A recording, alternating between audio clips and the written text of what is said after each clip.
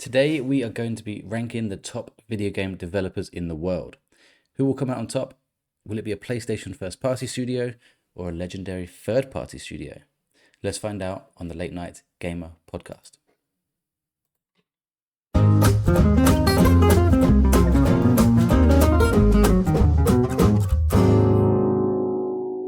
Welcome back to the Late Night Gamer podcast. I'm your host, Welchy, and joining me tonight, as always, are my co-hosts, Mr. Pop Figures himself, Andy.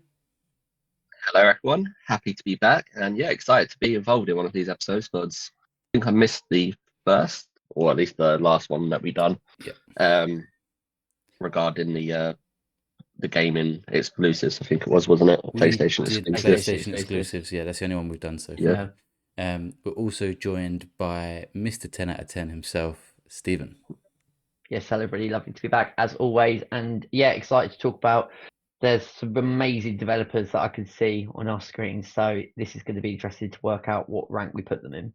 Yes, so for those that are new to the channel or don't remember, it was only about a few weeks ago we did this. We did the top PlayStation exclusive developers, which games. Sorry, not developers, games. So it could had two from Insomniac for Spider-Man and Ratchet.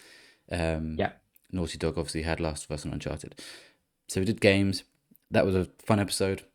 We're doing the exact same situation here, but with developers, and this is across the board.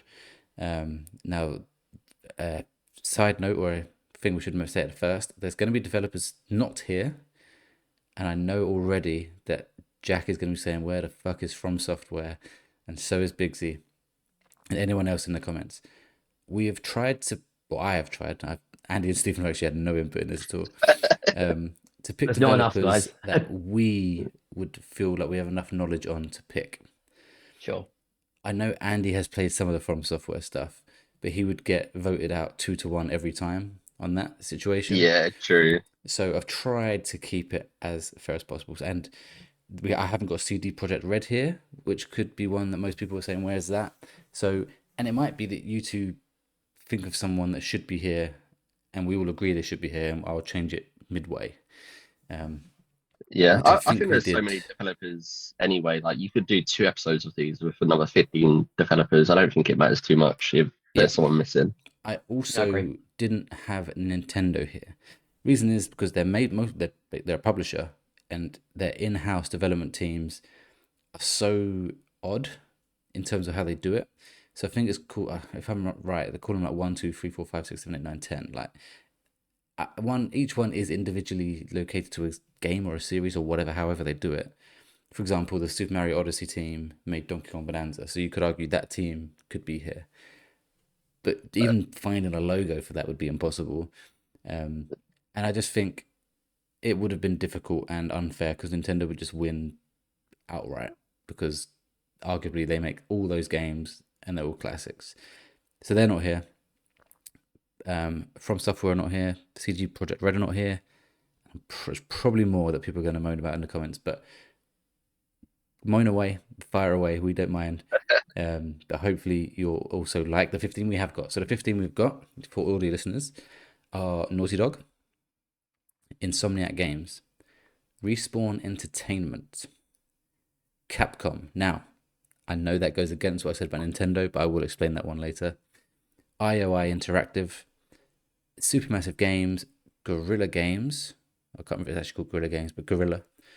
Rockstar North, Hazelight, Team Asobi, Rocksteady, Playground Games, Bethesda Studios, Sucker Punch, and Santa Monica Studio. Please tell me that's 15.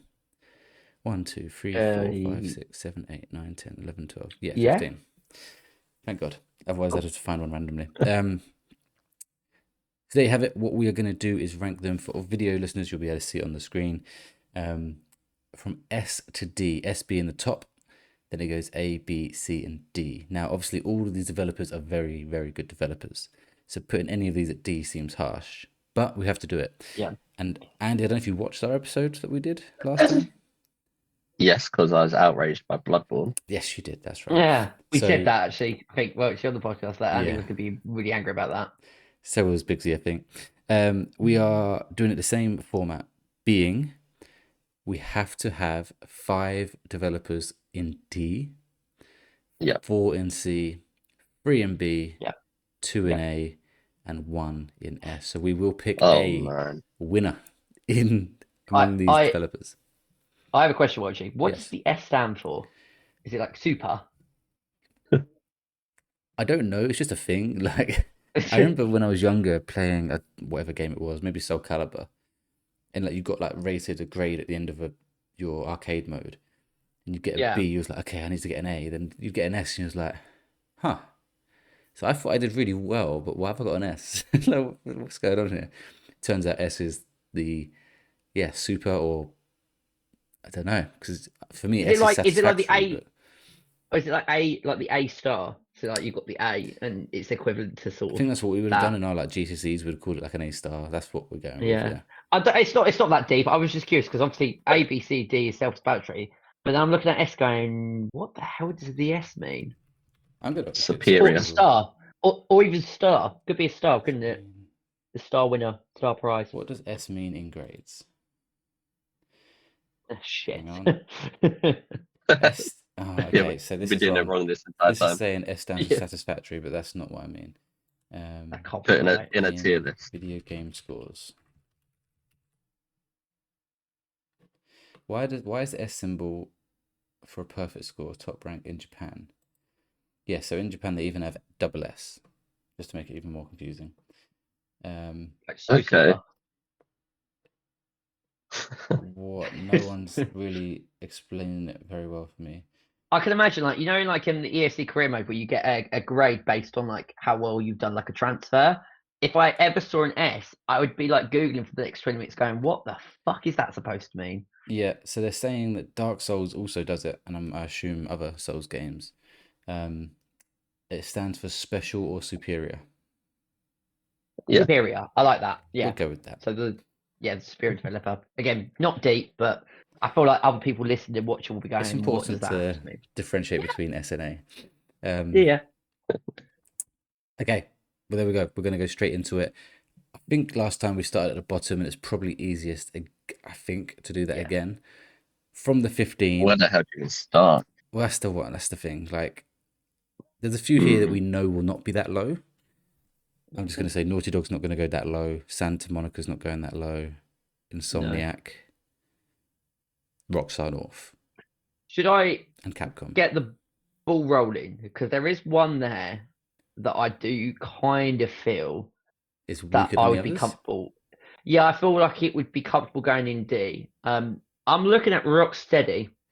The reason why I'm That looking is at so Rocksteady interesting. is that yes, they made like the best Batman Arkham trilogy set of games that I've played. Everyone knows on this channel how much I love Rocksteady games. I know Welchy, you're the same in terms of how much you love them.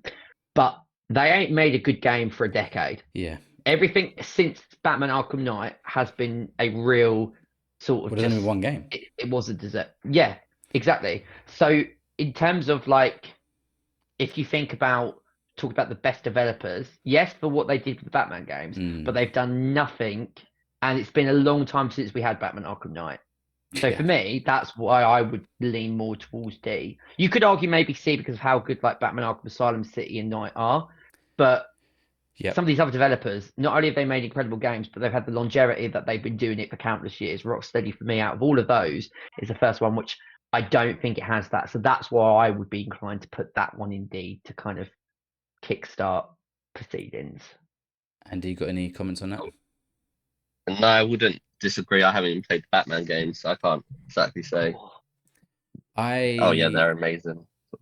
I do agree. I think if we was doing this podcast 10 years ago and did this exact same episode, you'd be saying, are they S or are they A? That's how good they were. Yeah, absolutely. It's quite sad that 11 years later, we're saying they've dropped they're off. probably in the D. Because wasn't Gotham Knights, that was done by Warner Brothers, Montreal. Montreal. Yeah. But didn't Rocksteady have a bit of work with that game? They I may always have get helped confused. because I don't even know the story. I think Batman might be in. I don't know, but I'm sure they was involved in some capacity. Yeah. because just on a tangent on that was the game that they presented that Batman basically dies at the beginning of Gotham Knights and all the Yes. Knights then take over. I thought that was connecting to sort of the previous Batman game to find out it's completely separate, which made no sense. But then when I found out there wasn't Rocksteady's involvement, but then obviously they went on to do the Suicide Squad game, which I still have got to play. I keep putting it off because the bit that I have played so far, I'm like, I need to kind of I talk don't think you have myself to in. play it. No, but There's I need want to. to pride myself that I've played every single Rocksteady game. That's the only one that I haven't finished yet. But that kind of says it all, really, because with the Batman games, once a new Batman game came out, you played it from the start to its end, and you didn't put it down. So I feel bad because I love the Batman games, and I always say like at some point you got to go back and play them because they are incredible. But Yeah. I feel like it sits there. Yeah, Have I they think aged well, though? they have. I'm saying that as someone who loved them before, so maybe I'm just, the nostalgia helps. But I think they genuinely have. I think they've got remasters as well, so you can play the remastered versions. Yeah, the Return to Arkham is remasters all three of them. Yeah. So I've recently replayed the first two. I should replay Arkham Knight at some point. And I loved both of them. Absolutely loved both Yeah. of them. And Arkham City was on the Switch, and that played so well. So I think they are rare examples of games that do stand the test of time, particularly Batman Arkham Asylum. Can't wait to go back and revisit that one day on like PS5 graphics because what they were doing in 2009 was just unlike anything you've ever seen. Andy, any obvious ones here for you to go in the D category? I I think there's one more obvious What? one. What games do Team Asobi make? Oh, mate. Astrobot. And Ah, Astro's okay. Playroom. But is that the only game they've made? And What Astro's games have they made Playroom. other than those two, though? I think it's just Um, those two. Astro's I Playroom in think- 2020 and Astrobot 2024. They did the Astro Is it- VR game. They would have made Is the Is VR that- game as well. If Everything. those are the only games they're made, though, then because obviously all these other studios have made tons of games, haven't they? Yes. I'm just throwing it out there. There's no way we can put Team Asobi in D. I will put my foot down on that. Like I can't do that. The thing is, You someone might has not to have go a there, choice. though. There's five Someone- games that got going there, and if they've someone only has to made go. two games and are more recent games, I was leaning more towards C for Team Asobi when I was looking at that list from sort of. I don't think it's fair to put it in D, but obviously if I'm outvoted, fine. I do agree there are other developers on this list, but They've got 3 games: the Astrobot Rescue Mission, which is VR, Astro's Yeah. Playroom, and Astrobot. So it's but the it's difference Astrobot with only. that and like my argument with Rocksteady is that has been recent. That's been within the last sort of Yeah. like 5-6 years. Where my argument to Rocksteady is that they've had 10 years to continue on the promise of what they did with Batman and they failed, which is why I don't think that they're as good as other developers. I don't think it goes higher than C for me, Team Asobi. I think I think it could possibly be based on where the other studios I'm looking at are going to go, sort of thing. Because we need 5 in D, don't we? So, that's Yeah, the thing. true. We need 5 in there. and like Naughty Dog sent him on like a sucker punch, Insomniac, Capcom, Rockstar like none North. of those, Rockstar North, like none of those are going anywhere near there. True. Yeah, no, In my that's fair personal actually. opinion. No, I think- agree. You've convinced me. I think you're probably right. It needs to be. What I'll do is I'll put it at the front of D for now, being the one closest to C. Yeah. Yeah. 'Cause Yeah, obviously I agree with that. they have won Game of the Year. You have to take that into account. And some of these other studios have never won Game of the Year, Yeah. but they've Yes. got more longevity. They've been around longer, and they make multiple solid games. So if it's Yeah. Team Asobi, by the way, but If just the that's one 3. of the points that we're using on our criteria, then that's definitely for consideration for sure. And I guess a lot of these other studios have shown variation. Yes. For example, Guerrilla, the Killzone franchise, to then completely switch it up and go to a Horizon. That shows Yeah. very good versatility in what they can do. Team Yeah, Asobi definitely. currently is, we can do Astrobot, and I'm sure they Yeah. could do other stuff. Don't get me wrong, I'm not saying they can't, but right now they've not shown us anything else. So we'll leave it there Yeah. for now. True. I'm going to chuck out Supermassive Games. I thought you was going to say that next. When you just put them against the rest here, I think it's a weaker one. And I love Supermassive Games. Remind me what Supermassive do what games? Until Dawn, The Quarry. Oh, Yeah. The Dark Pictures Anthology series, soon to be This, Director yeah, of 2020. Direct 20. they're a bit similar to Team Asobi, where all their games are quite niche and similar to like one another. Yeah. Like the Quarry, Until Dawn, obviously exactly the same. Yeah. Yeah. Again, we have to have 5 in D. Like they're not terrible games. Obviously, I've played Until Dawn and loved it. Yeah. I haven't played the Quarry yet, but I know I'm probably going to really You're enjoy gonna that love when I the do. Quarry. Yeah. So, but yeah, just based on the fact that we do have to have five down there, I'd pretty agree that it's probably one of the weaker ones, but obviously still a very good developer. I'm actually quite happy with that. I was thinking of maybe putting in a challenging counter argument, but actually, you're right. Their games are quite niche. They haven't won any sort of, well, they have won awards, but not sort of the big ones, contenders that some of the other developers on this list have won.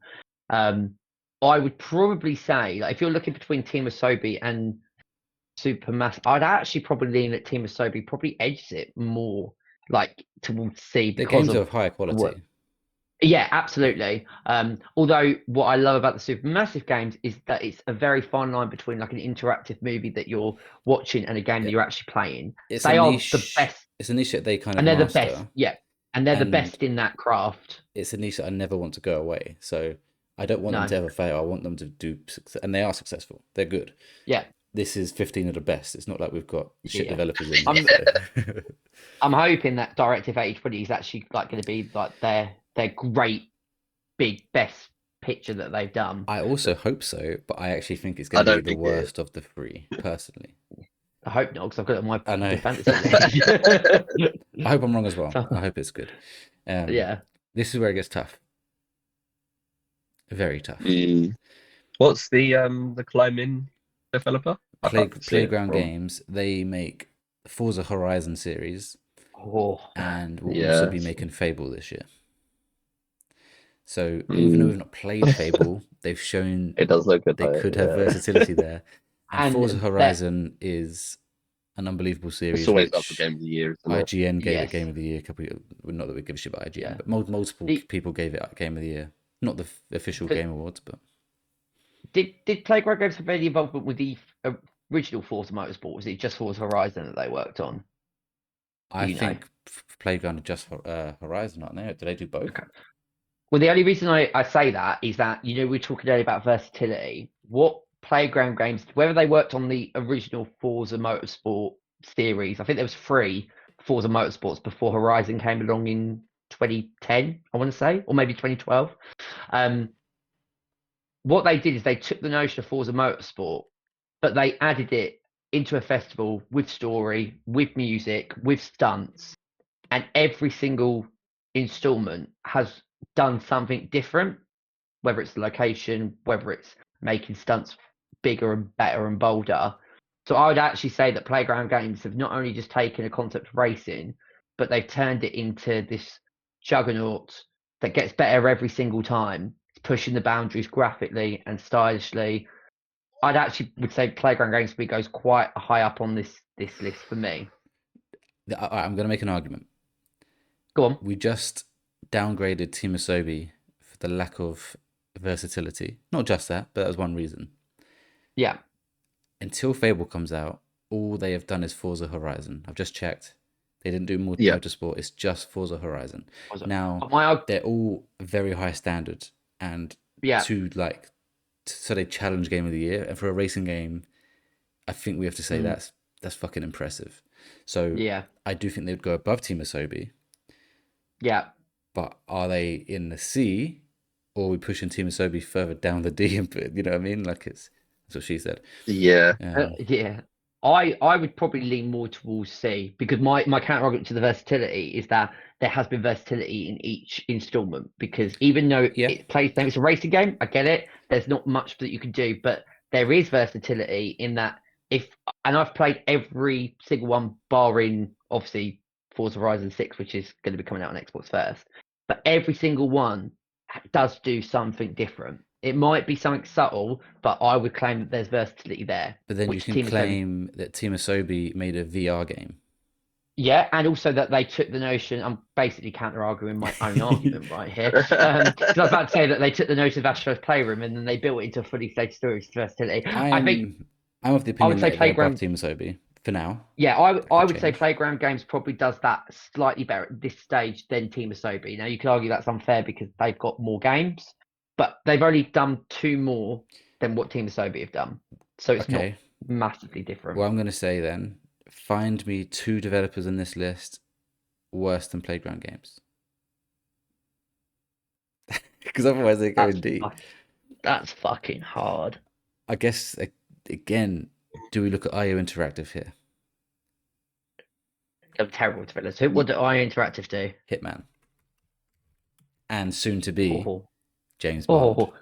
James Bond, yeah. I always think of Square Enix of Hitman, but that's the publisher, not the Publisher, actual yeah. developer. So The annoying thing is, I think you guys are going to push to have Hazelight in D, and I don't think it should be in No, there. I'm not, Andy. Okay, cool. No. Okay.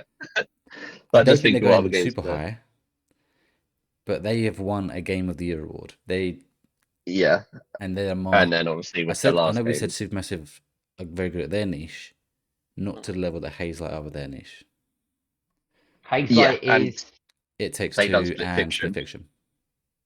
Oh, And A Way Out. And obviously A Way Out, yeah. oh, that's fucking. Oh Again, man. they're a new studio with not as many games, but those 3 games are of such quality. Yeah. And they've always improved each time. Like with Split Fiction, obviously that just took gaming mechanics to a whole new level. Yeah. So it No, shows you true. that they can be flexible with what they can do. Can I read And I'm you like, the list of games developed by IO Interactive? Yeah. In 2000, they made a PC game called Hitman Codename 47. In 2002, they made Hitman 2 Silent Assassin. Right. 2003, they made a game called Freedom Fighters. I'm going to have a quick look at what that is. 2004, that was with EA. That's interesting. I have no idea what this game. I've never seen it in my life. 2004, they made Hitman Contracts. 2006, Hitman Blood Money. Yeah. 2007, Kane & Lynch Dead Men. Oh yeah. Yeah. 2009, Mini Ninjas. 2010, Kane & Lynch 2 Dog Days, which is a very controversial game. 2012, Hitman Absolution. 2016, Hitman. 2018, Hitman 2. 2021, Hitman 3. And this year, 007 First Light. a lot of Hitman. A lot of Hitman. Yeah. I'm going to say here that since 2016, the Hitman 2, Hitman 3, they've been at a very high standard. I'd also add Hitman Absolution. I loved Hitman Absolution back in 2012. I don't think that, yeah, so did I actually, but I don't think they're quite at the level of the new ones. No, I'd agree. And I Agree think with that. everything pre that, we're looking at a mixed bag. Yeah, I would actually say they should go in D. Yeah. I love the Hitman games, don't get me wrong. And I'm so excited for 007. Loved Hitman Absolution. Hitman 3 was a real step up. I remember when I played that in 2021, I think it came out on PS5. That was kind of like really pushing for the first time of like, okay, we've not just got a Hitman game. We've got like great graphics, great set pieces, which I remember now. There were something like Hitman Absolution that I remember. Like the one where you're going through the cornfield and you come out the hotel and you're just wearing a robe, just always made me laugh. And then you put the guy through the body mulcher. But it wasn't anything sort of jaw dropping. I thought they haven't got that sort of game that you regard as sort of being on par of getting towards Game of the Year and sort of anything where you go, that's a masterpiece. Like if I was rating any of those games, the highest probably I'd give like Hitman would be like a 9. They haven't done for me like a 10 out of 10 game. So I think they're probably good to be in D. Could 007 First Light? I don't think so. In 2 months, do we come back saying, shit, we went too low? Yeah. I don't think. Well, I think at this stage, like, there's too much concern around the James Bond game for us to be able to put this any higher than D. Yeah, agreed.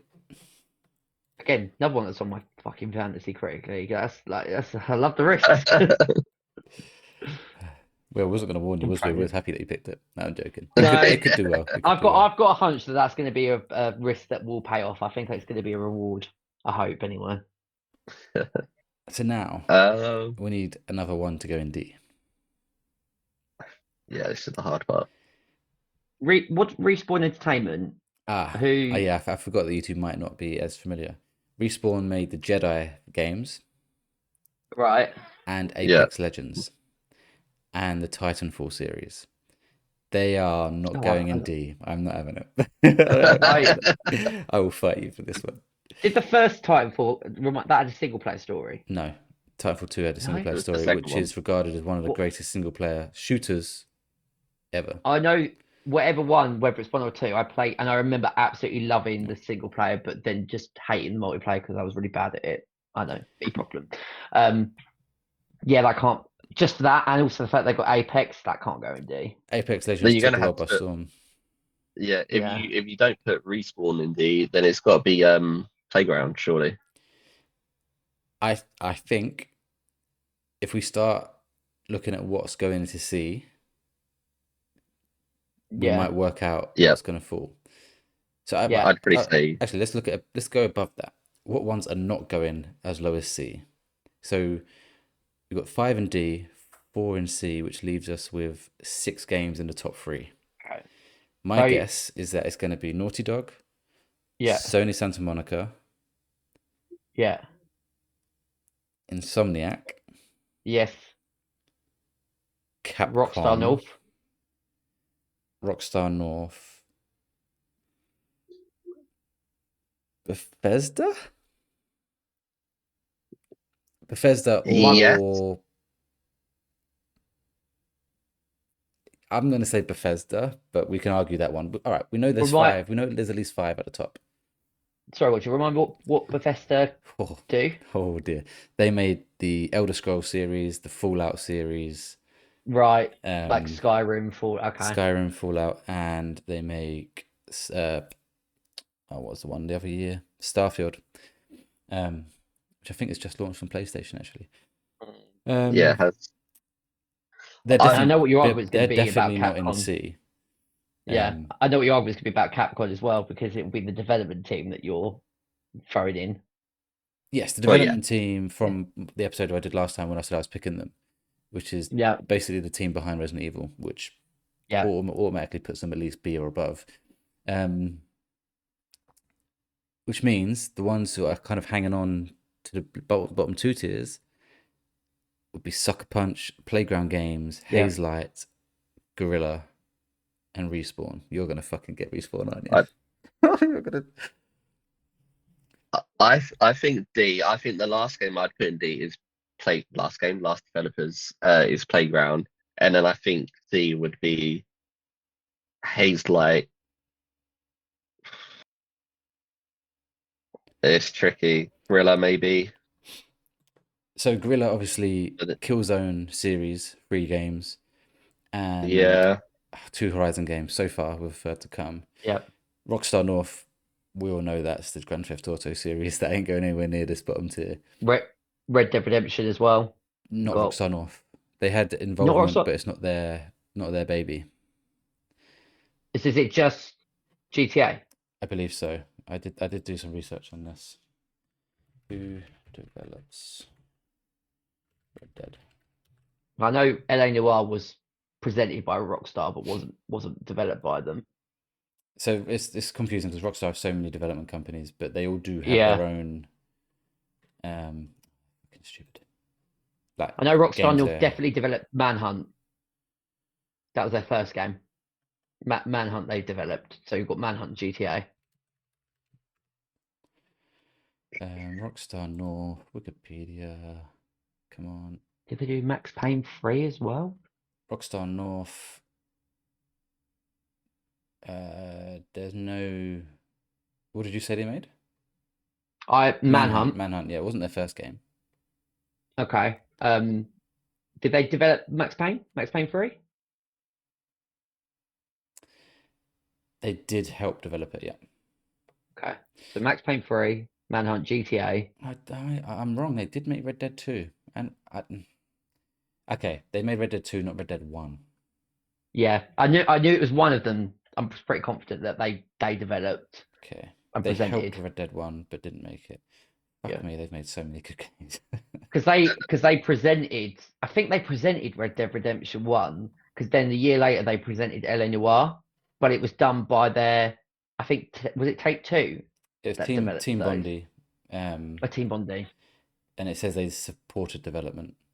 Yeah. Okay. But the only ones So where there's they're no not way. like a support, where they're actually the main developer, you've got Vice City, Manhunt, San Andreas. There's a few like extra like add-ons where they'd help with. Yeah. GTA 4, GTA 4 Lost and Damned, The Ballad of Gay Tony, Yeah. GTA 5, Red Dead 2, and GTA 6 this year, hopefully. I mean, there's no way that is going anywhere lower than the top row. I think Mm. whoever goes on Playground in there, D don't you? is going above Team Asobi. Yeah. I Okay. think it's Playground. That'd be my vote, because I'm thinking Tier C would be Respawn, Hazelight, Gorilla, in my personal opinion. And one obviously. other. Yeah, I don't know which the other one's the hardest one.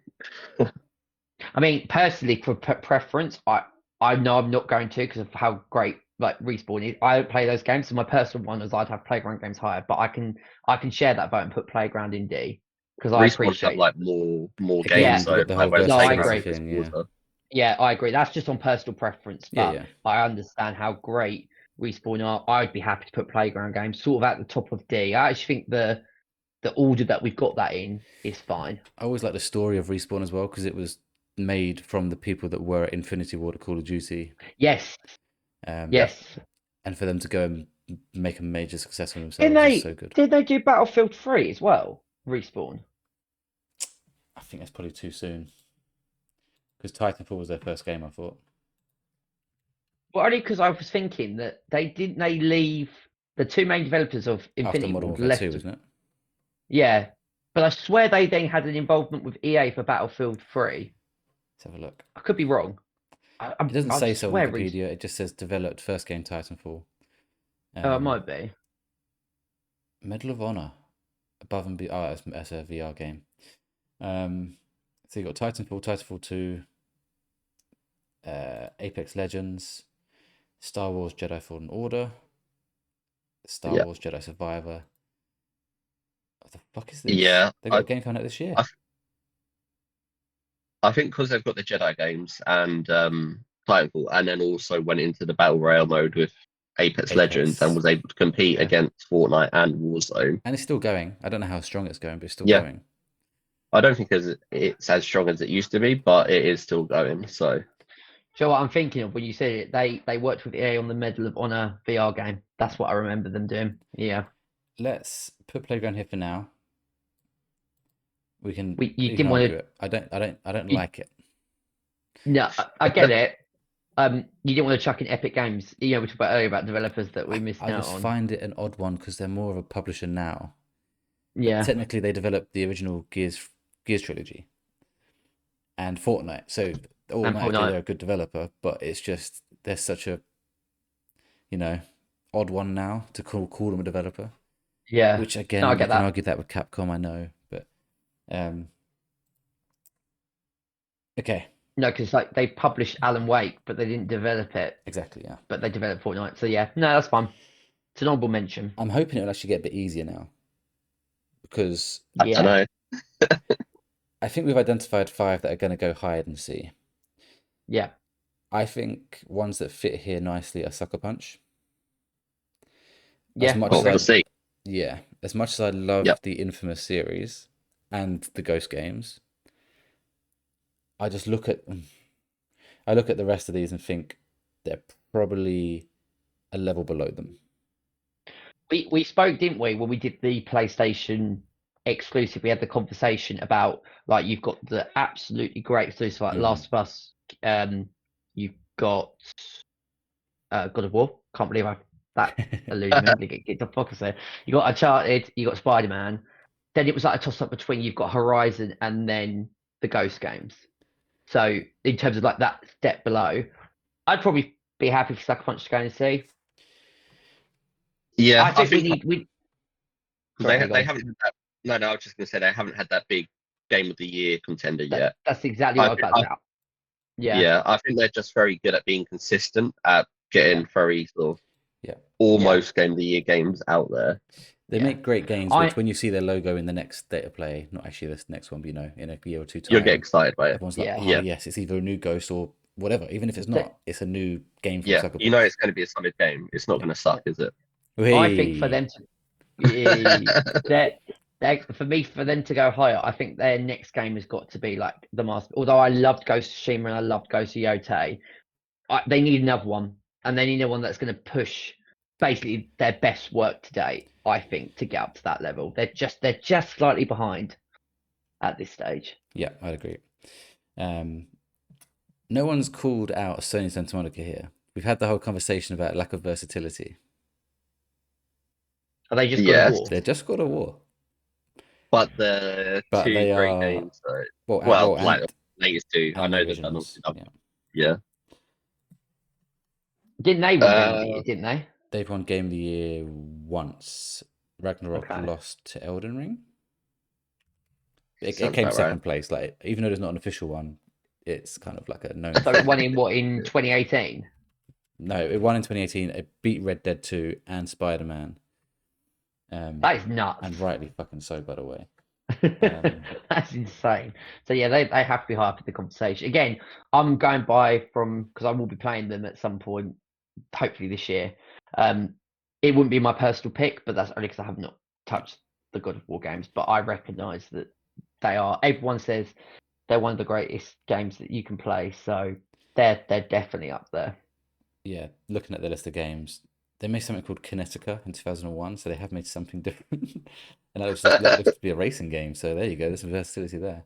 Oh, there you go, yeah. But then after that, it's God of War 2, God of War 3, God of War Ascension, God of War 2018, God of War Ragnarok, Sons of Sparta, which wasn't actually them, so I don't know why I've done that one. And then the trilogy remake, which is coming. Whenever. Yeah, I think the difference between the God of War games and like the other developers that we've got down the bottom, like Supermassive Games, whatever, is that they're making Game of the Year contenders one after the other. Yeah.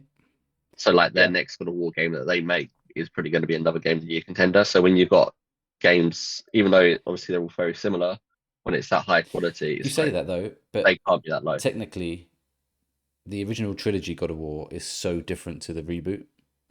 It's unbelievably different. So even though it's the same franchise, the gameplay style is very different. Yeah.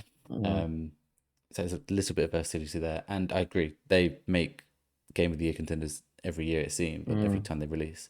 But also, when a God of War game is announced, it breaks the internet. When Astro Bot 2 is announced, it'll be very exciting.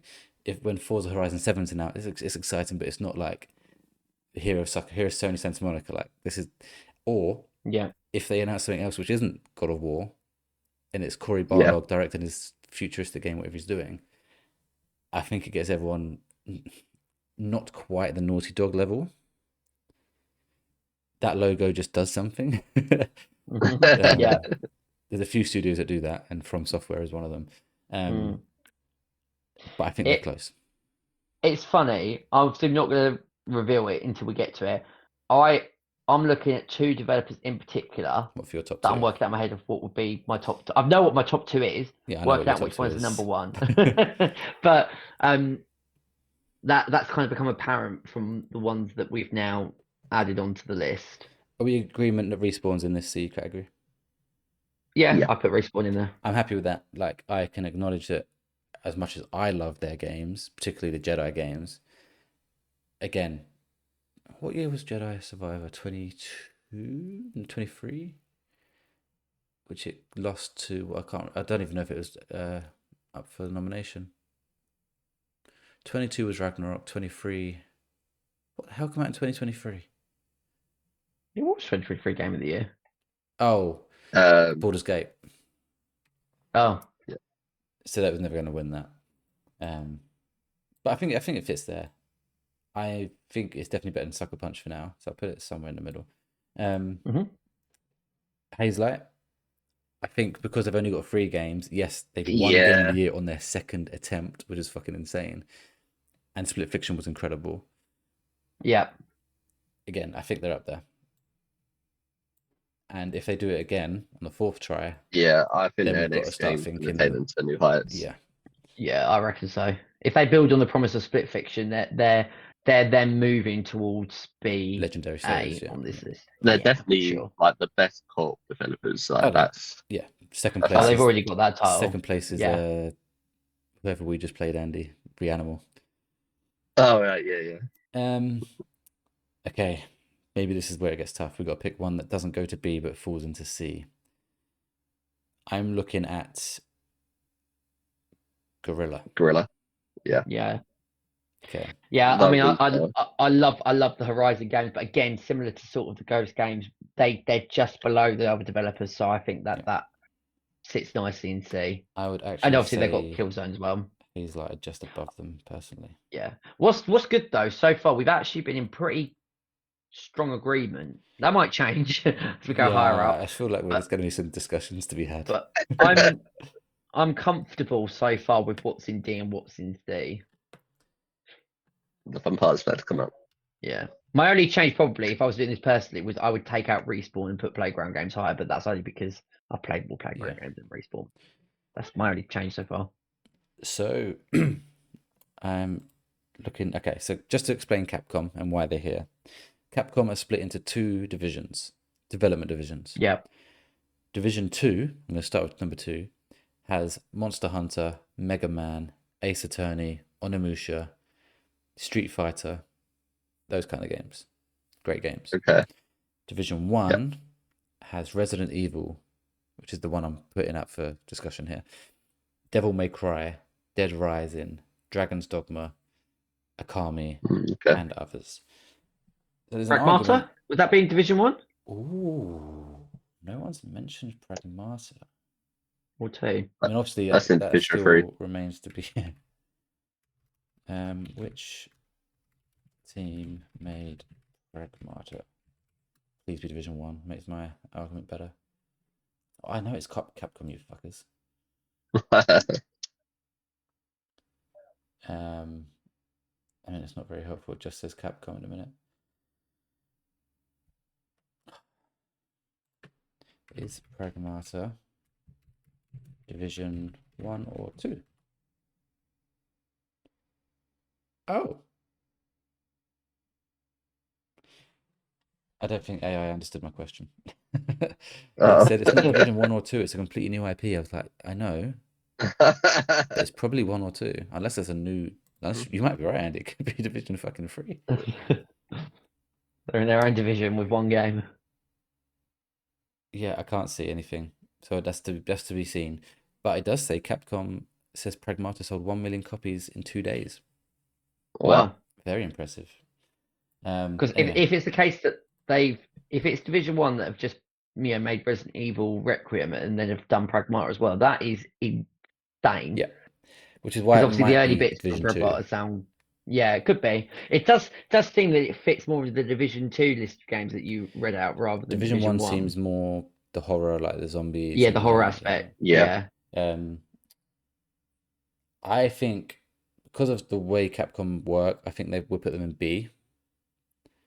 Yeah. I don't think they're a top 3 How many games developer going here. to A? 2. 2. We've got to fit 3 into So B. 3 in B, 2 in A, and then 1 in the super category. Okay. Yeah. So we agree with Capcom. So 3 in B. But Resident Evil is such a legendary franchise, it gets them there on its own. What I would actually say is because of how amazing Resident Evil Requiem is, where like before that game came out, I'd say it's probably solid B. That is now hovering between B and A for me. Yeah, and Just because... I think just for you though, you haven't played God of War yet. True. So you might think Resident Evil is better, but I think, and your history of Bethesda is probably not much.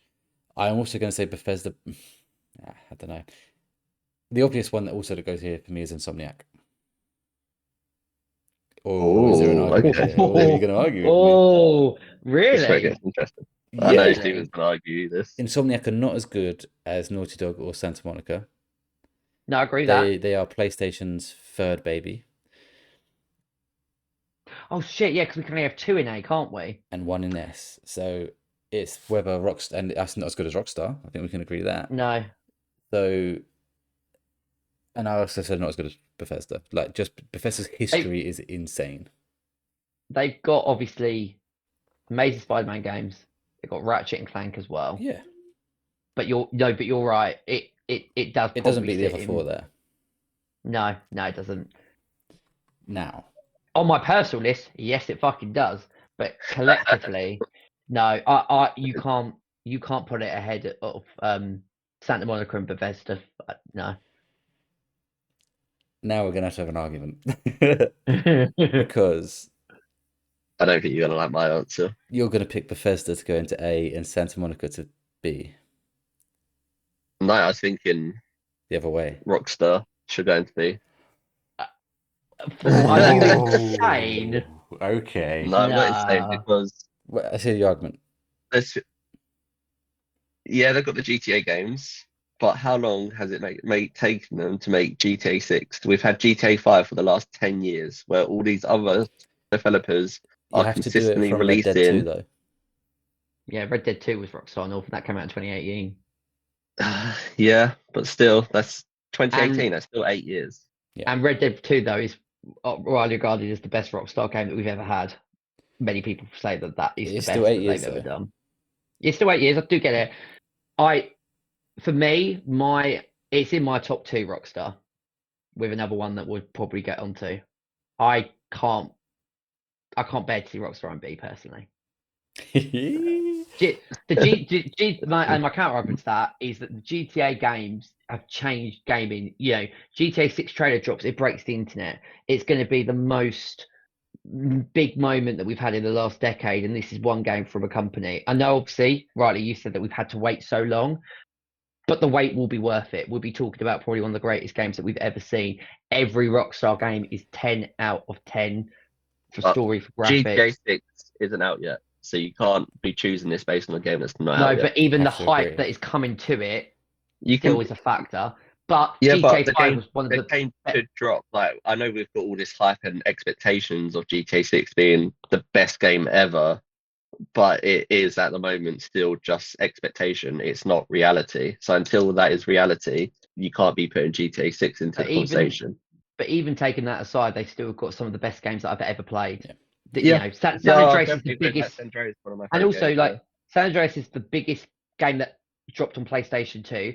GTA 5 multiple times has broken multiple records. It still has probably one of the biggest online fan bases that is still being played today. GTA 5 online is a mega hit. I finally saw a TikTok come up of the role playing stuff. Oh, okay, yeah. Oh, It yeah, is yeah. fucking unbelievable what people are doing on that game. Yeah, Oh no, it's it's pretty insane. cool. It blows my mind. And the flexibility that you get to do GTA Online. Like I played so much of it that there isn't anything new for me to drag in. But there was a time where they just keep adding more and more stuff. And if I started playing it, I'll probably get back into it. It's one of those that hooks you back in. I just think that, and not only that, then you go to Red Dead Redemption 2, which at the time, best looking, one of the best written games. I know it's a bit of a slow burner, but it's still a 10 out of 10 game. Rockstar have got more than enough in their bank. I would say Rockstar have done more for me than Bethesda and Santa Monica. Yeah, for you personally, obviously, yeah. I think a lot of people would agree with that, though. Steve, I think if you asked 100 people, most people would say Rockstar's in their top 3 at least. Maybe over Santa Monica potentially, not but Bethesda. Bethesda. So remind me again, what games are Bethesda? All the Fallout games, all the Elder Scrolls games, and Starfield. So you saying you generally think that like the Elder Scroll games beat like the GTA? Skyrim is regarded as one of the biggest games of all time and best games of all time.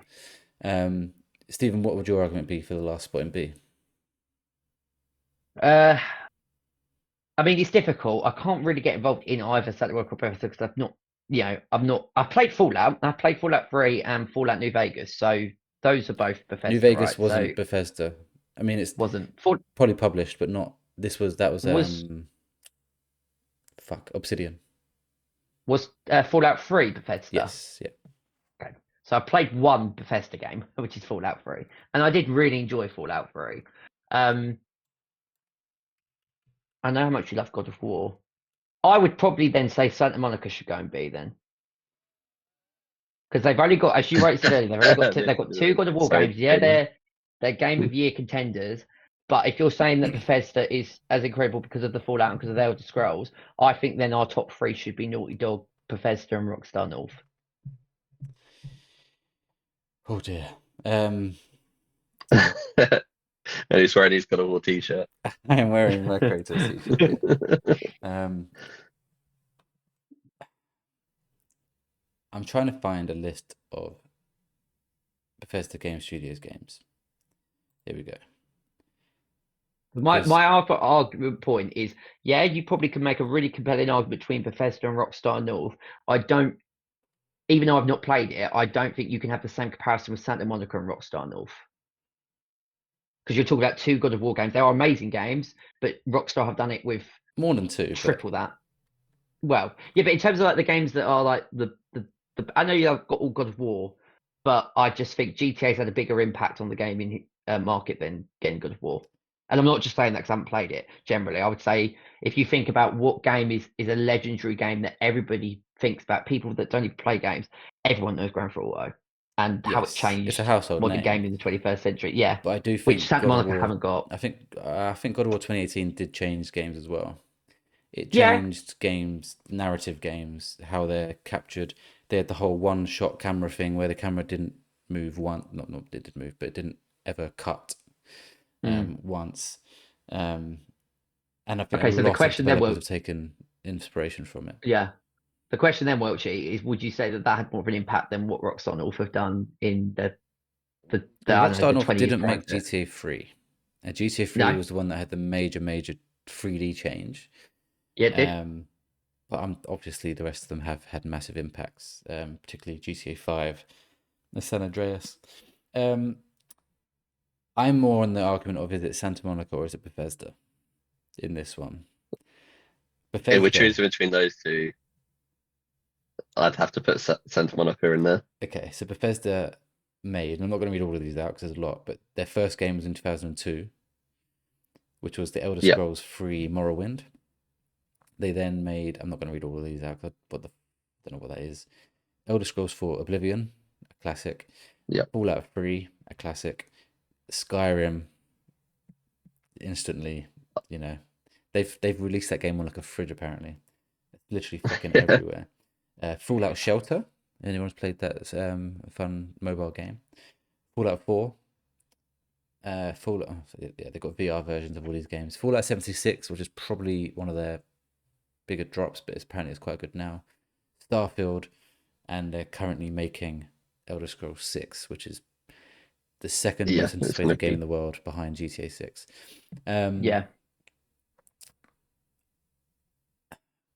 I would argue there's not much versatility here. All their games are the same. But then you can say the same with Santa Monica. I know. So that's why I'm saying you can't use that argument against me. Yes. Yeah. Even though the worlds are different, you've got Skyrim, the Elder Scrolls, which is much more fantasy, Fallout being post-apocalyptic, and Starfield, they've now got sci-fi. But when you take away the setting, the games play exactly the fucking same, and they are full of jank. They don't play smoothly. They're very janky games, but they're massive open world experiences, RPGs that everyone loves. I get it. If it makes you feel better, Welchy, the fact that the two that I really want are there, I don't really care which one we put in. Fair, there is Santa Monica or Bethesda. Like that's fine. But I would probably say that Bethesda have had more of the legacy, like with Skyrim. Even though I'm not a fan of it, I know every single person was talking about Skyrim, and I know that people have spent hours upon hours upon hours. And like I said, I'm not taking away how great the God of War games are, and maybe once I've played them, I'll come back to this and go, what the fuck were you thinking, Stephen? But I would say Bethesda probably deserves a spot in at least A. My argument, Santa Monica is that kind of hovering. The storytelling by Santa Monica is only matched by Naughty Dog. Okay, interesting. And Rockstar North on Red Dead 2. I suppose then it's because it's up to you then, Andy, really, because you have the deciding. He's already said Bethesda. He was. Interesting. It's interesting because I've not really decided here. I can understand the reasons for both. Steven's going to say he doesn't care, Andy wants Rockstar, but he's not getting it. So he would say Bethesda. Yeah, well, it's tricky because obviously I love the God of War games and I agree with you on the storytelling. But if you're going to have Naughty Dog up there for storytelling, then surely Bethesda gets in there for all the other stuff that is good at I would lean more towards above what Andy's Santa saying. Monica, Yeah, if that makes sense. I'd agree with So that. we have to choose one storytelling game or Yeah, developer to have at the top. but I would say, Welchy, it's on the border. You've both broke my I heart, so completely agree with you you've though. kicked off the podcast. Fuck off. Obviously, I haven't played Skyrim since it initially launched, and Yeah. that's one of my favorite games of all time. Yeah. But obviously, there's a big difference in the quality of the God of War games to Yeah. all the Bethesda games. Like, if you put them side by side, you'd be like, "Wow, God of War looks amazing." They Whatever play the much Bethesda better. game is, But you're like, they've been around yeah, since 2002. Not that, I mean, so have Santa Monica, but they've made very good games. I think the only thing, all jokes aside, I think it is to do with the legacy that just because of the Elder Scrolls, and then Yeah. they have Fallout as well. yeah, They've just got a bit more than what Santa Monica have done. That think isn't to say they've like got the a bigger next God of fan, War game. bigger Yeah, fan base as well. I yeah, think as if well. Corey Barlog comes out and is directing this new game, and it's apparently a sci-fi game, apparently, if that comes out and is another God of War level game, Yeah, Yeah. I think we're then I one think game we get to away the from. conversation where it's like, no, we need to start considering Yeah, these on the level of uh, Naughty Dog. yeah. Yeah. I think number like 3 games in a row, like that's a That's lucky unheard of, number as really. such. Yeah. Like, yeah, Yeah. Even Uncharted didn't It's really kind do that. Yeah, I yeah, think true. Santa Monica got the same thing of like Insomniac and Sucker Punch, where like their next one is the one that will it stay where it is, like a Oh, really good I No, developer. wouldn't Wait, quite hang put them on on, the same no, level no, as I them. agree what you're saying, but wait. Sucker Punch would What I go from C to mean, B, whereas Santa Monica would be going from yeah, I mean yeah. like Santa Yeah, Monica high level, but like it's the same notion. The next game can be the difference between either Yeah. being a really good developer or one that you hold in sort of the highest of esteems. That's what I was trying to say before you jumped down my I, throat. I wasn't no, meaning but that. I think they are held in high esteem already. They Like are. they don't have We're to do talking They another. are, they're yeah, fourth place. It's like yeah. Yeah, I mean, like when you look at sort of like ones we've got left yeah. to get to that level, that's what I was meaning. Um okay. But I'm now now I going to hate say more about it Bethesda too. goes next. yeah, Yeah, I'd I say agree with that. yeah. Andy, you've just said Rockstar North should go fucking B. Yeah, but Rockstar might be my other option at A, So which they are, because I'm putting Naughty Dog top. Okay. says the guy that hates The Last of Us. It's unbelievable. But I agree. That's a good point, Andy. You like because Last of Us isn't your bag, really. No. So what makes them Well, I not haven't. top tier for you? It's just the Uncharted games, like based on And Crash Bandicoot? all the yeah, No Crash crash. Bandicoot, Uncharted, and based on all the other games, like out of, I don't know, because you're gonna make me go back on myself. Because obviously, mm, I I'm almost going from putting Rockstar at B to S. putting them yes, which is the tricky part about all these developers. Because obviously, when San Andreas, like that's the big GTA game for me. I love that more than GTA 5. Yeah. And when that dropped, I remember running around after school trying to get a copy because we only had physical copies back then, and everywhere was sold out. And it was like the 15th shop that me and my mum went to, and we managed to get it. And it was like the last copy. I was like, oh my god! And then it just the way they played with the whole like gang territory and trying to get the map all green because that was your gang color and the story. Yeah, it was unbelievable. And obviously there is a lot of hype around GTA 6, but until I that mean, launches, I'm not disagreeing it's because tricky. It is tricky. I've always said I think generally that the best developer is Naughty Dog. Rockstar is really not that far behind. But considering, as I said, like I was expecting Andy, I know he said B, but I was like, I know how much you love Uncharted, but because you haven't experienced the full Last of Us and it isn't your bag because you've said before that you're not as big or keen on it as like we are. That's why I would be like, I was kind of shocked thinking you're going to go Naughty Dog. No, I still played. Obviously, I've completed the first Last of Us and enjoyed it. Thought it was good, but Yeah, it was Uncharted 2 did change gaming as well. So when that came yeah, out, adventures games and the mechanics on that did did change gaming in a certain way. So obviously it's had a big impact. And then the story of the Uncharted games I love as well. So it's a tricky one because I don't think the stories of the GTA games are crazy. It's more the gameplay, the free roaming, the online mode, the running around, being able to do what the fuck you want, basically.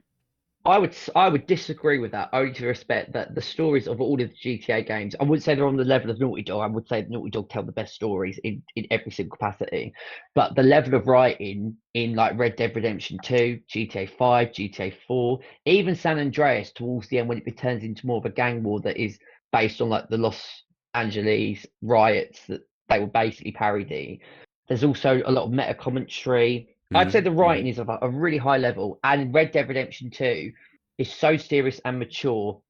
You know, it really shows off Rockstar's writing flair. So I wouldn't agree with that. Yes, you've got the free roam, you've got the players that go on and just have a laugh with their friends, and it's all of that. But the stories are all really good quality. I just think in comparison with other games, the story is. I obviously haven't played Red Dead, so I'm not going to put those into the story category in terms of what I was saying. But with the GTA games, for me, their stories are more like they're more fun based in terms of you go around killing people, sort of thing. I know you're arguing there's more to it now, but I just think there is a lot more to it. No, I get what you mean. I get what you mean. When you're comparing it to the story of like Uncharted and The Last of Us, there's a lot more depth to those stories, 100%. In my opinion.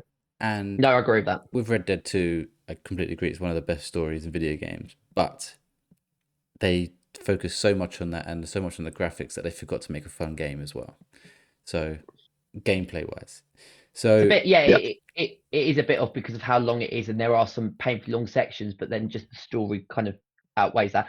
For me, I would go with I mean, everyone knows I started with playing The Last of Us first before Uncharted, so I did it the opposite way around, and I was like, Last of Us is so incredible. We've spoke about it so many times on the podcast, and like everyone knows how much I love it, and how part 2.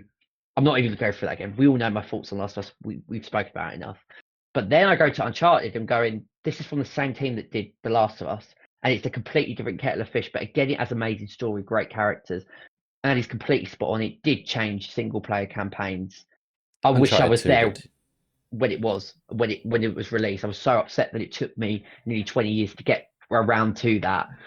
Holds a very special place in my heart. Crash Bandicoot, obviously you got Intergalactic. They also made Jack franchise, Jack and Daxter. Yes, which been around I didn't forever, play, but and so Rockstar North. It's tough because I think if you compare what I would consider how many 10 out of 10s that each studio have, Uncharted has. I can't really say any of the Jack and Daxter or Crash Bandicoot games are, personally. No. So we'll start with Uncharted 2. They're different style of games, aren't they? Uncharted 2, Uncharted 4, Last of Us 1, Last of Us 2. I'd even also say Uncharted 1, I thought was incredible. Not a 10 out of 10. It's the worst of the 4. Yeah, I would say none of them go below a 9. No. Like if we were ranking them. Pure 10 out of 10s, I think it's 2, 4, Last of Us and Last of Us 2. Yeah. Not including Last of Us Left Behind DLC. Although I'd give that a 10 on its own, but Left Behind DLC is amazing. Rockstar. Am I going to give Red Dead 2 a 10? Let's say Red Dead 2. Yeah. GTA 5, Red Dead 1. Yeah. I wouldn't say GTA 4 is a 10. I know Steven's going to argue that. Yeah. as is San Andreas and Vice City as well. Again, I don't know about Vice as a 10. Well, it is I obviously replayed it and there was loads of bugs, but still the story and the 80s soundtrack all still adds up. And you got to think of it more when it came out. The change of the impact. At the time, it might not be so much now, but at the time, I would give that a 10 out of 10. That's the tricky part with these games because, like, Vice City and San Andreas, obviously much older games, and at the time, I remember loving both of them when I was playing them, and would say they were 10 out of 10 at the time. But obviously, comparing them now to, I still think they hold together now. I'd say both of them still hold strong now. Maybe not so much 10 out of 10, but still quality games. they obviously don't play the same as what they did when they first came out, sort of thing. No. Is what I'm saying. But I agree with you. They potentially would have been 10 out of 10s. Grand Theft Auto 4 has a 95 on OpenCritic. GTA Vice. Oh, fuck off. GTA Vice City. Does this not have a search function? GTA Vice City Open. Is that two? Because OpenCritic's newer, isn't it? Maybe it hasn't got one. Yeah. Oh yeah, potentially. Okay. It would have one on the It's got Metacritic. Like the GTA the remastered trilogy, and the Vice City's in that. So, but obviously that's not going to be the same level as when it came out. The PS2 version of Vice City is 95. Yeah, there you go. They're all 95 plus. San Andreas. Like 90. 43. It's the movie. What? It's the rock movie. Yeah. Oh. 90, God, I was like 95. Yeah. Okay. The say GTA 6 wasn't coming out and Naughty Dog's project, whatever their next game was going to come out is, whether that's Intergalactic or Last of Us. Say we didn't know about any of those and we're watching Summer Games Fest. Which logo would you prefer to pop up? Naughty Dog or Rockstar? Which one are you more excited for? Rockstar. Then I think that's the answer to your question. I would say Naughty Dog. But I'd say they're on par. No, but they're on par for me. That's no, you got to choose one though. Which one would you prefer to pop up? You can only choose one. When it's Rockstar, bear in mind we're assuming, like Andy said, this situation where we don't know what either developer's doing. Yeah. Yep. The Rockstar logo comes up, you're thinking, oh my god, we're getting either GTA 6 or Red Dead 3. Yeah. Or Bully fucking 2. Like something like that. I don't actually think Rockstar I love think it. that's a different Rockstar. No, I don't think Rockstar did it, but what a great game. Yeah. Naughty Dog comes up, yes, I'm thinking, oh my god, we're getting Uncharted or Last of Us. I wouldn't have assumed an Intergalactic, obviously. Which is, we're talking, this is neck and neck. I would say the levels of excitement are exactly the same. That's what makes that such a horrible question to answer. But I feel like the caveat is, if it's Uncharted 5, you're thinking, oh, really? We need, like, we're carrying this on. And Last of Us. Yeah, true. Last of Us, as much as me and you love it, Stephen, there's a big bunch of people out there that would be like, okay. Yeah, no, I think that to get to the heart of the matter, both are extraordinary in slightly different ways, which makes it even more tougher. Naughty Dog's story, the way it makes you feel the immersion, is unlike anything that I've played in any other single player campaign. What Rockstar have done is they've changed gaming not once but twice. If you think about what they did on the PS2 era, GTA 5 and Red Dead Redemption 2 in the 2010s are still regarded as two of the greatest games we've had in the last decade. So for a company to have do that once is insane. Rockstar have done that multiple times. Yeah. Which what I don't like about Rockstar is how slow they are now. Yeah. But I was just about to slate them for skipping generations because they had one game on the PS4 generation.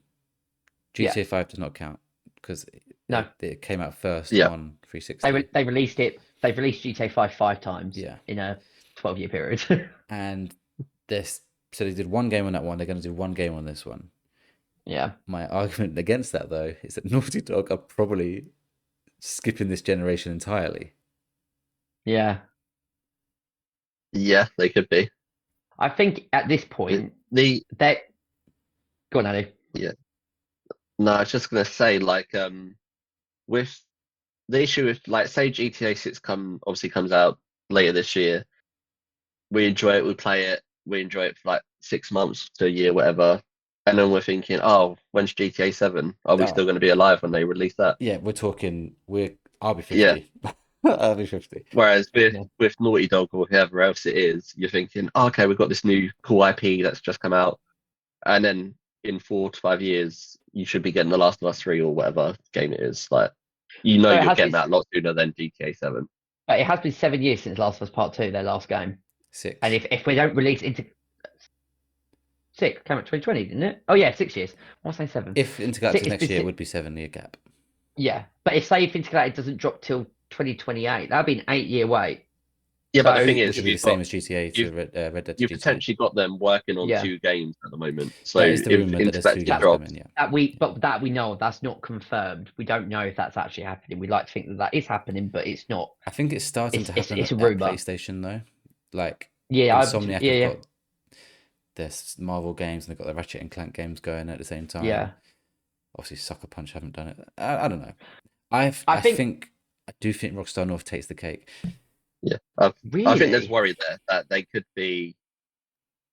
It's tricky because I think with Rockstar, obviously GTA 6, once that launches, with everything that they're doing, the detail to the game, you know it's going to be the #1 game. But then it's yeah. like, how long do you wait for GTA 7? Because they're obviously going to want to top GTA 6 and get every single small detail So into GTA 7. I don't know. I feel that has to be a Well, part the of next thing will be Red their Dead. my So decision making. you wouldn't be looking at it. Or You'd be yeah, looking or at Red whatever Dead the next 3. game Yeah, is. yeah. Yeah, yeah, my issue isn't to do with the wait because I always think that it's always worth that wait as much as it is frustrating. I've never ever had a problem with that. It's like on a seesaw; they're both sort of so like neck and neck with each other.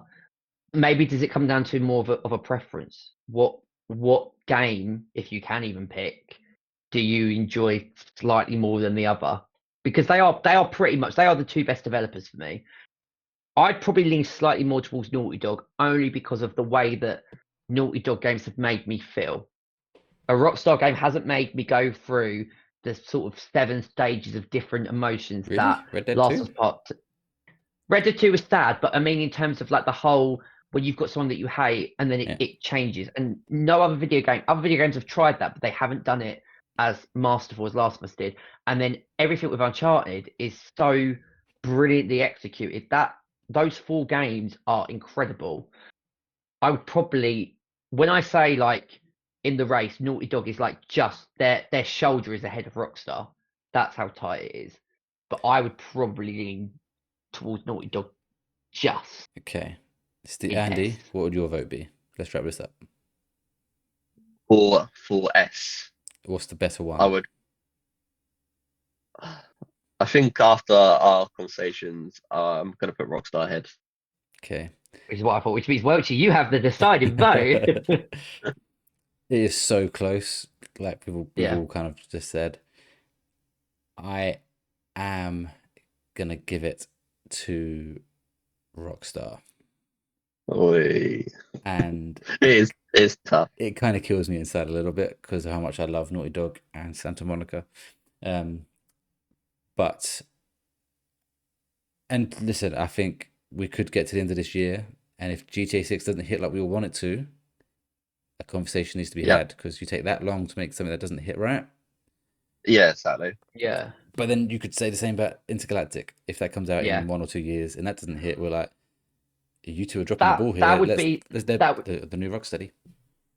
that would be the biggest shock, I think, in gaming history if GTA 6 doesn't hit.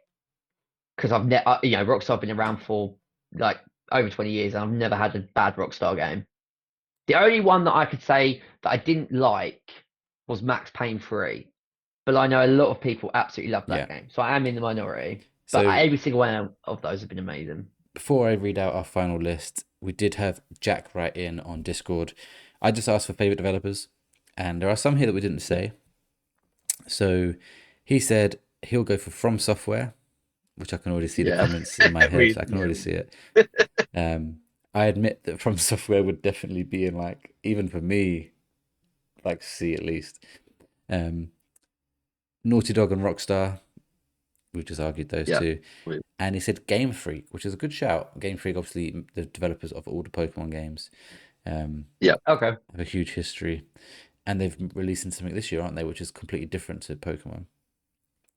And then he also replied again saying Gearbox and honorable mention, which I'm just going to completely ignore because if you're putting Borderlands on the level of these games, Yeah. Oh, More no. quiet. come on, Jack, you could do better than that. No, that's just personal preference. Yeah, he loves Borderlands, doesn't he? So our final listing is as follows. We'll start at D. So at D we have Rocksteady, Supermassive Games, IO Interactive, Team Asobi, and Playground Games. At C, Sucker Punch, Respawn Entertainment, Guerrilla Games, and Hazelight Studios. At B, Capcom Team 1 or Division 1. Capcom Division 1, that is, that one name. Insomniac Games and Sony Santa Monica. At A, we have Bethesda Game Studios, Naughty Dog, and in the top tier, the S tier, the superior tier, we have Rockstar North. I love that your voice Welchy quivered when you had to say that Santa Monica Studio It was broke in my heart a B. little bit. I think to be fair, like I said, I'm not. I wanted Rockstar and Naughty Dog as 1 and 2, so I'm glad that we've got that. And to be fair, I was kind of expecting Andy out of that, thinking he's going to go Rockstar.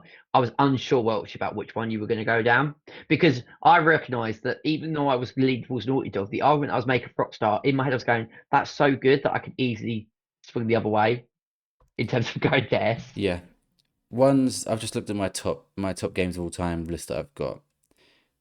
We need to. I didn't add these in on purpose because they've only had one game. Sandfall Interactive, the developers of Expedition 33. You can't get in this list with one game. If they make another hit, we're in. They're in. Yeah, you can't have it. They're above Rocksteady already. I mean, if you talk about the last 10 years, they're above Rocksteady. Yeah, they get them on. Absolutely. They're on D. Yeah. Obviously, there's Nintendo, which we spoke about. We didn't add them on purpose. None of the Call of Duty developers. Obviously, Infinity Ward would have been a shout just because of how good their Modern Warfare series is. But again, the first trilogy. I just don't think they should be in here. We mentioned Epic Games, the Coalition Studio, who make the new Gears of War games. Yep. They're just not quite as good as the original trilogy, but remains to be seen. Maybe if E-Day can pick it up. Developers of Sifu and Rematch. Again, I think they need one more. Yeah. I was thinking about them, actually. For me, they're two of my favourite games of all time, so I'm thinking yes. If they can just prove it one more time, I think they're in. An interesting one I didn't do is Valve. Because again, I don't know how Valve works, because they've got Steam, they develop. Yeah. But if you look at their games, the Portal series, the Half-Life series, fuck me. We're talking some of the greatest games ever, so yeah, I could see some comments coming in about them. Well, who developed Dead Space, out of curiosity? I know it was Visceral Games. They're not here anymore. Visceral Games are gone. I'm sure it's a shame. Because I was just thinking that they would be like an honorable mention just because of how amazing the Dead Space franchise. But then the counter did they do anything else? I know obviously now they're obsolete, but yeah, they developed Dead Space and were closed in 2017. They were because they defined. Go on. No, I was just going to say they defined sort of the modern horror gaming genre. Like, even though if they only did Dead Space, that's definitely would be at least D for me in terms of the impact that had. They actually also made Battlefield Hardline, interestingly. Oh, I love Battlefield Hardline. That was my favorite one. They were in the process of making a Star Wars game, and then they got shut down. Oh, really? When they got shut down? It was in that phase when EA just had Star Wars in their bag, and they were just getting everyone to do everything, but obviously ended up being a bit of a ball ache. Just to check, was Battlefield Hardline the one where you were the cops and the robbers single place? Yeah, I fucking love that game. I've realised we've had one major one, and maybe there'll be some comments on it. Remedy. I fucking love Remedy. Yep. Alan Wake, Control. Yeah. Max Payne. Yeah, that was a because they did the first. They'd easily be above Rocksteady. And they did the first two Max Payne games, which on PS2 are incredible pieces of work. Yeah, that's a miss by me. I can't believe I forgot about them. Damn. I should put them in. I put in like C maybe for that if they were on the list. Have you already mentioned developers of like Dark Souls and Bloodborne? I know you said The Witcher. Oh, okay. And then you said CD Projekt. CD Projekt Red is the Witcher series and Cyberpunk. Yeah. There's Ninja Theory, who are making the Hellblade games. Again, not quite in this region, but not far off. I think that's probably all the major ones. You've got the Bioshock developers, but again, probably not anymore. EA Sports FC, won't you? No EA Ubisoft are too messy. Yeah. Ubisoft is an interesting one. The Outlast developers, again, they probably need something else now to really kick Yeah. on. What about Silent Hill? Who done Silent Hill? Bloober team. Bloober had a hit with that, but then their one before that was the Medium, which wasn't so good. Again, they're good, not quite top 15. Yeah, just not. Not quite Carlin. An interesting one to keep an eye on is the Dispatch developers. Yes, I'd If agree they with that. can continue their run, or Yeah. after that one. Other than that, I think we've hit the main ones. I mean, there's the Hogwarts Legacy developers, but again, they need something else. Yeah. I think looking at my list of games, we've touched the main ones. There's the Final Fantasy games, which none of us have played. We were never going to add those developers in. I think we've done a good job. Did we have any other comments, or was it just Jack? Just Jack this week, but anyone who wants to either slag off our list, give us abuse, then please do in the comments. I'm sure we'll get some. Anyone's been missed out, or have we got the order wrong? Which one should be where? If I had to guess, looking at our list, I personally, I don't know if it's just because it's me, I think people might argue Respawn should be B. Instead of, I don't know, maybe I don't think so. Maybe Insomniac, maybe not. Yeah, maybe not. no way, man. Insomniac is such a 9 out of 10 studio. In critics' eyes, they're more of like an 8 to 8.5 studio. Yeah, maybe I don't know. I'm pretty happy with our list, actually. Yeah, I would say so. I wouldn't. Insomniac shouldn't be any lower than B because every game they've made has been a hit. You could argue maybe Playground Games that goes between D and C, but generally, I'm satisfied with that because I think the top two you could switch on any given day and it would be fine. Yeah. I think we've done all right. Maybe someone will say Capcom above Insomniac, actually. Maybe, but they're the same tier. Yeah. Cool. Yeah. Well, as I said, let us know in the comments what you think. What we should have changed. That actually took a long time. We're an hour and 20 into this podcast, so we actually haven't got much time. But I know I asked you to come with a song for the playlist. We'll just do that next week now. Okay. We'll skip that section. I'm guessing you didn't come with one. Slight, Neither did Andy. slight admission, I completely forgot about that request over the weekend. Neither did Andy. So yeah, I'll make sure I'm prepared next week. So we'll go straight into a very quick section of what we've been playing, and I think it'd be quick anyway because me and Andy have been playing Pragmata, but we're going to save our thoughts for the review next week. Yeah. And obviously, Stephen, you got it today, so you'll be reviewing it. Well, hopefully beating it, but you can give your thoughts anyway. Yeah, it'll be beaten for next week for sure. Next week. So other than that, what I've been playing, just quickly, I've been playing more Pokemon Champions. I think I mentioned it last week with Jack, which is the online only Pokemon battling game. So there's no catching or whatever of the proper games. It's fun, guys. It's fun. It's we say it with Rematch and Rocket League where it's these quick bursts of big games that go really quick, and you're like, one more. I'm like, fuck, they've kind of found it on Pokemon. Like, okay. Obviously, the main games you've got to go around and you're grinding out your levels and stuff. And this is like, no, just press search for battle, find someone online. The battles are quick. I'm like, oh shit, they might have found the missing ingredient to Pokemon. So I wonder if they took inspiration from Pokemon Pocket in terms of that is quick turnaround. Yeah, it's much quicker than Pokemon Pocket in my mind because Pokemon Pocket, the only thing I'd say about that is slightly too long, the matches. But I'm so used to Marvel Snap. Depends on how good you are, isn't it? Yeah, I know, but even in general, like Marvel Snap is so quick. Yeah. But yeah, it whatever they've done, it's really good. I'm actually on the side opposite to Jack, where he quite likes the collecting side on that game. I don't like the way they've done the collecting in this game. Getting new Pokemon kind of bugs me a little bit, but the actual battling is fun. So I can see myself keep playing it. I'm a good chunk through the battle pass. Jack said he's already beaten the battle pass. It's done. He said it only took him 47 matches. So, wow, damn. I probably will do it. It's a monthly one. It's like a 30-day one, and I think it's £4.10 to get it if I wanted to. But the rewards don't seem worth it. The free stuff is fine, so I'll probably just keep the free version. And I played a bit more Pokemon Pocopia, which is Still fun. I had a bit of an issue with it. I text Jack saying I can't find any more Pokemon, like nothing's spawning. And he advised me on what to do, and I figured it out. Well, he helped me figure it out. Basically, if there's a Pokemon which you need to, for a Pokemon to spawn, a lot of the time you have to go up to it and talk to it Mm. Yeah. and become friends with it. I had made a habitat for one on like this remote part of the island and completely forgot about it. Oh, So okay. there was one there waiting for me to kind of introduce it to the island for hours of Yeah. gameplay.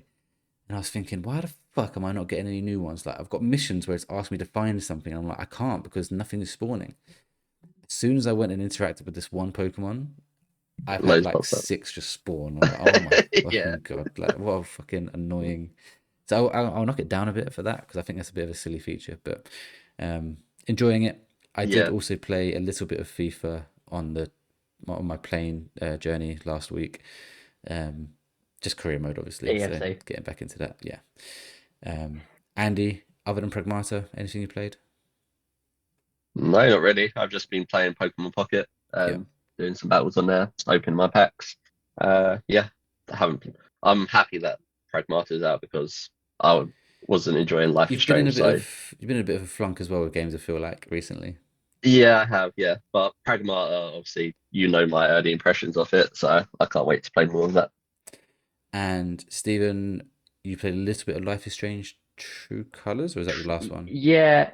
Also, I know that Andy's back in the group because I've been seeing him on Pragmata a weekend, and because he's had a low, I was like, okay, Andy's really enjoying this because I can see it because he's always on it. So when you can see, and I was like, you're not playing Life is Strange, so you're really not having a good time with that, are you? Like I haven't seen you on it like for like last week. I'm thinking, oh god, okay, you're really not enjoying it.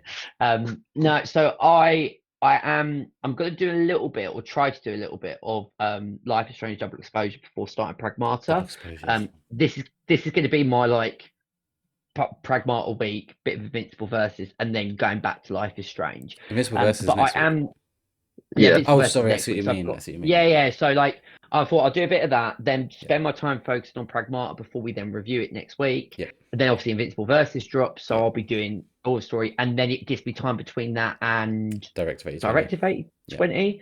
And then obviously we've got 007. So I'm trying to do a lot. There's a lot of stuff that I'm trying to watch at the moment. So it's just I'm finding the days sort of going into each other out the weekend. But I've got a full on gaming weekend this weekend coming up. So I'm going to try and get back on track with what I've been wanting to play. But I've been playing I've done like the first hour of Life is Strange True Colors. It's called Wavelengths. Well, is it And True it's Colors or Double based Exposure? I'm losing track here. no, so there's a bit of DLC at the end of True Oh, I Colors. see. I want to complete before going on to Double Exposure. It's like I think it's like 3 hours of DLC. Okay. It's called Wavelength, and it's based on a character called Steph in True Colors, who's one of Alex's love interests in the game. She owns the record store, and it's a prequel that takes you back to when she goes into this lovely mountain town, and she becomes a DJ. So she DJs at the local radio station, and the game starts with you basically running the show, answering calls. Obviously, I was like, this is great because I played it the night that we came back for watching Undertone. So I'd gone from like a movie all about audio to then being in a booth, doing music, taking calls, giving advice. I was like, this is sick. And then it's also got a reference to Life is Strange Before the Storm. So Andy, I don't. Do you remember the character in Life is Strange 1 called Mikey? He was like the nerdy kid at Blackwell. uh, So as yeah, Max, you interact, yeah, yeah, and yeah. in Before the Storm, you can play with him and Chloe. Um, Steph is basically they were best friends. So I found out that Steph in True Colors attended Blackwell before coming to the mountain town. So this was like an Easter egg going, thinking, how do these games connect? But there's a connection. We obviously know they're set in the same universe.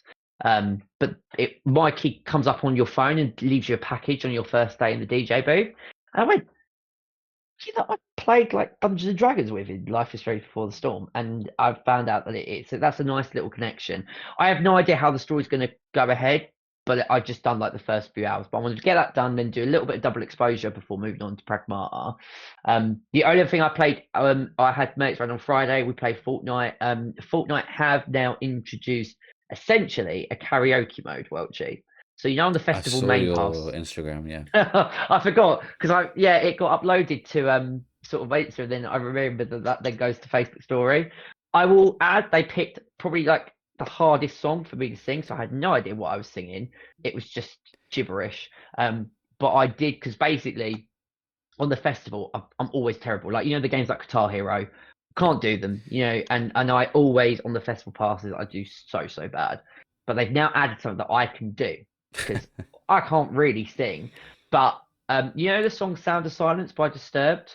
Don't know if either of you know the song. Well, you know the "Sound of No, Silence" song, no. surely. Oh, I might do, but I don't know. If I heard It's it, like there's maybe. "Hello Darkness, My Old Friend." Oh, Oh yeah, yeah, yeah, yeah, yeah, yeah. Yeah, it's called The Sound of Silence.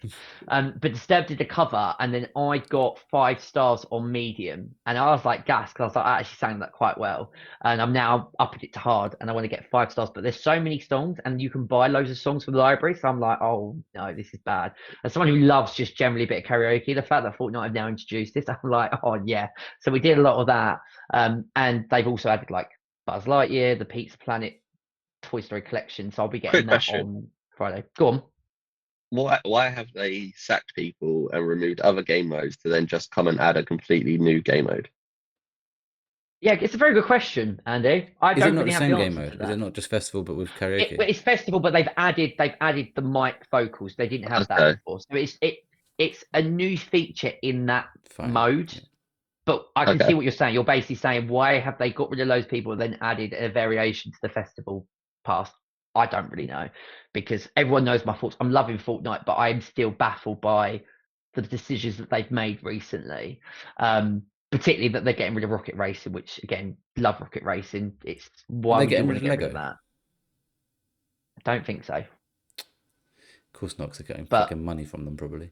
yeah, but so you got like the battle royale, you got the festival, but I've always felt quite alienated by the festival because I just don't have the patience to sort of practice. Like 2 of my mates, they're really good at it. One of my mates is on PC, and it's a joke. Like I've never seen anyone do as well as that. So the fact that they've brought something in that I can get involved with, it just adds something different. Because sometimes you go into Fortnite, you may not want to be kind of going into battle royale or blitz. So the fact that they've got something else now that I can do will drive the family insane because I'm just going to be singing. They're probably really confused as well, going like, why can I hear like Steven just singing with his friends around? I had to explain that it was a karaoke mode. And I did say to my friend Fortnite, James, go Fortnite's on. literally turned into that old game you used to put in, and it'd be like a list of all different List all the games that you could games, like yeah. play. I can't remember what it's called, but I remember I I can know, like picture exactly what it looks like, and that is yeah, literally Fortnite now. I know what you mean. I did say to our friend Jay-Z, I uploaded that onto my social. I was like, out of all of the videos that you could have selected, you selected that one, not my amazing 5-star I performance. was He so said, that's confused funny. because I always watch stories at the mid, like with volume down at first. So I Yeah, just saw Buzz on the screen. I was like, okay, it's just Fortnite. It's the festival mode. Then I saw what I looked like you eating a controller. I yeah. was like, what is going No, on here? yeah, Then that was obviously I my turned the audio microphone. on. I was like, okay. Yeah, you really needed sound otherwise, because also that probably didn't matter because it just picks up the natural mic, Yeah, but it made me kind of go like, oh, that's my it feels like microphone. yes, So yes, yeah. I get that. yeah, But with the no audio, it's a very strange story to read, I watch. can imagine that. And I imagine Yeah. people that have no idea what's going on But probably were like, what the fuck is this guy doing? They it's probably funny thought I that you was said that, drunk. Welchy, because I saw it as well, and I always have audio down as well, Mm. and I thought the exact same thing, but I didn't bother turning the audio. I was like, oh, what the fuck's he doing? Just next. Thanks. That's real dedication to the cause, Andy. Appreciate that. You're welcome. But no, that was a lot of fun. The only other bit gaming news, I bought another controller, guys. Oh, not They the have James Bond released. one. Feel like I've seen. Yeah, I Oh was yeah, well right. yeah. Yeah. So I saw it. I I saw I the saw it. announcement. Yeah. I did see it, and I was like, I don't really need it because I'm getting the deluxe edition of 007, and I won't even tell you how much that is because I get the golden gun and everything. Okay, that's what I was It, about to say. Why? Because we don't. What I don't get, Stephen, is we don't know if the game's good. yeah, but have you seen the golden gun? No, I Like haven't. the No. collectible stuff that you get with it is Fine, insane, fine. And if you're a right? James Bond fan, I get it. But Yeah, like, I mean, I always find it odd, like when a new game, like a brand new game's announced, and there's like a yeah, deluxe edition. I'm like, but this game The could be shit. So yeah. what the fuck? The, Like, the issue with the collectible editions is if you don't buy it, it sells out, oh and yeah, I then get you that. could get For a you sequel, could get the game, really enjoy it. yes. Yeah. For a I sequel, mean, I'd consider it. Like if Gears of War E-Day, I won't because I'm digital only. But Yeah, if yeah, there was a major Gears of War E-Day collector's edition, and I was like, ah, yeah. fuck, I just have to have that, then yeah, fine, yeah, because I know I will like Gears. Yeah. And I guess James Bond's The yeah. different because it's a movie series. Yeah, I mean, I wouldn't even count myself as like the biggest James Bond fan. I mean, my late father was huge on it, to the point that mother said that like she would have bought 2 copies and just for the golden gun statue that you get alone, and that dropped. I think it was last year. It's been out for a while. This deluxe edition, and then I saw the controller that was released, and the fact that it's gold and it says 007, I was like, I don't need another controller. I fucking want that so badly. So yeah, I did. I have pre-ordered it. So that will drop. I have no idea where the gun's going to go, but like it's just They it was. must make so much money on these controllers, man. Because Oh, you pay the sort of like price yeah, I paid for my Pro controller, and all they have to do is add Let's a get on it. little design onto a white one, and it's like, yeah, £200. Buy that, people. so far I have 5 It was not PS5 £200, was it, controllers. Stephen? What, the controller? Yeah. No, that was like it was like 74. Okay. Okay. The deluxe edition though, that's for a different topic. Yeah, because yeah. that's a fair bit of money. Okay, good.